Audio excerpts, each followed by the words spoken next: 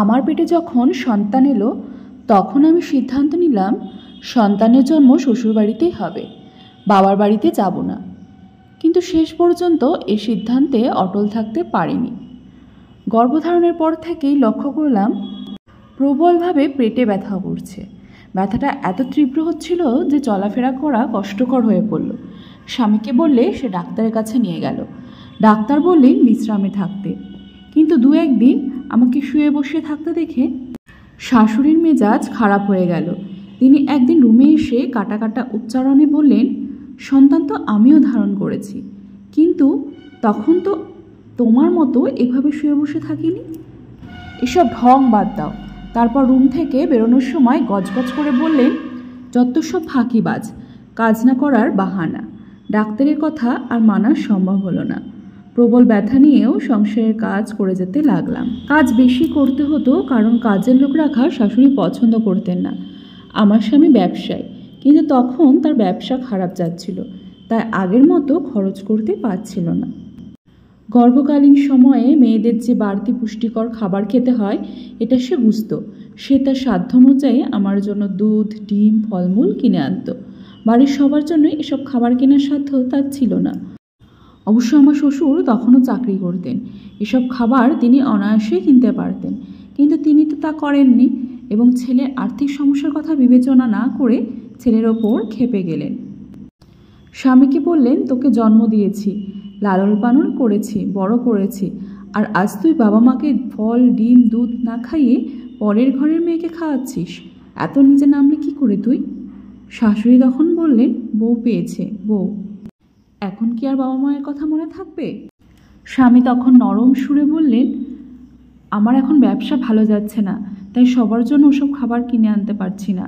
বউকে তো বিলাসিতা করে খাওয়াচ্ছি না, এখনও ওর পুষ্টিকর খাবার দরকার। ব্যবসার মন্দা কেটে গেলে আপনাদের জন্য ভালো ভালো খাবার কিনে নিয়ে আসবো প্রতিদিন। এরপর বলল, বাবা আপনি তো এখনও আয় করেন, আপনি চাইলে তো ওসব খাবার কিনে আনতেই পারেন। শ্বশুর ধমকে বললেন, চুপ থাকো, কথা বেশি বলো না, আমরা কিছু বুঝি না তাই না? প্রেম উতলে পড়ছে বউয়ের জন্য। স্বামী সে রাতে বিষণ্ণ গলায় আমাকে বলল, সামান্য কিছু পুষ্টিকর খাবার তোমাকে দিতে চেয়েছিলাম, তাও আর এখন পারবো না। ওকে সান্ত্বনা দিয়ে বললাম, তুমি মন খারাপ করো না, তোমার অবস্থা বুঝতে পারছি। শারীরিক যন্ত্রণা, ঠিকভাবে খেতে না পারা এবং সংসারের কাজের ধকলে শরীর দ্রুত খারাপ হয়ে যেতে লাগলো। একটা সময় কোমর, হাত, পা ব্যথা শুরু করলো। যন্ত্রণায় এবং দুর্বলতায় রাতে এক ফোঁটা ঘুম হতো না।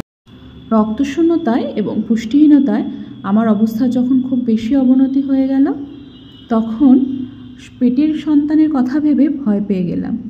ভাবলাম, ওর যদি কিছু হয়ে যায়। সেই ভয় থেকে অতঃপর শ্বশুরবাড়িতে সন্তান জন্ম দেওয়ার সিদ্ধান্ত থেকে সরে বাপের বাড়িতে আসতে বাধ্য হলাম এবং ভগ্ন কণ্ঠে স্বামীকে বললাম, আমাকে বাপের বাড়িতে নিয়ে চলো। সে আমার কথা রাখল। বাবার বাড়ি যাওয়ার পর আমার করুণ অবস্থা দেখে বাবা মা হুম করে কেঁদে ফেলল।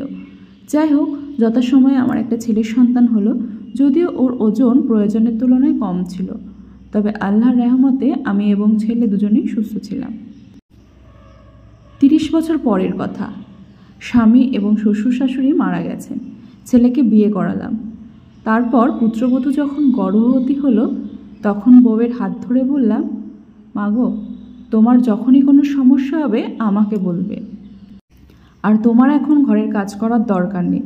আমি নিজে ছেলের বউয়ের দেখাশোনা করছি, সুষম খাবার খেতে দিচ্ছি, ডাক্তারের কাছে নিয়ে যাচ্ছি। মাসখানেক পর ছেলে এসে এক সন্ধ্যায় আমাকে বলল, আজ শ্বশুর ফোন করে মেয়েকে বাবার বাড়ি যেতে বলেছেন এই সময় বাবার বাড়িতে মেয়েদের যত্ন ঠিকভাবে হয়, শ্বশুরবাড়িতে হয় না। শুনে আমার বউ কি বলল জানো মা? কি বলল, না বাবা, আমি বাড়ি যাব না, সন্তান এখানেই হবে। শাশুড়ি মা এত ভালো যে বলে বোঝাতে পারবো না তোমাদের। তিনি আমাকে আপন সন্তানের মতো ভালোবাসেন, সার্বক্ষণিক আমার খেয়াল রাখেন। তোমরা নিশ্চিন্তে থাকো। এই কথা শুনে চোখ দুটো হঠাৎ ভিজে উঠতে চাইল, কিন্তু কোনো রকম নিজেকে আটকে নিলাম। কিন্তু ছেলে ঘর থেকে চলে যাওয়ার পর আর আটকানোর চেষ্টা করলাম না। চোখ থেকে টপ টপ করে পানি পড়তে লাগলো। নিজে গর্ভকালীন সময়ে শ্বশুরবাড়িতে এমন ভালোবাসা পায়নি বলে, নাকি আনন্দে, কে জানে।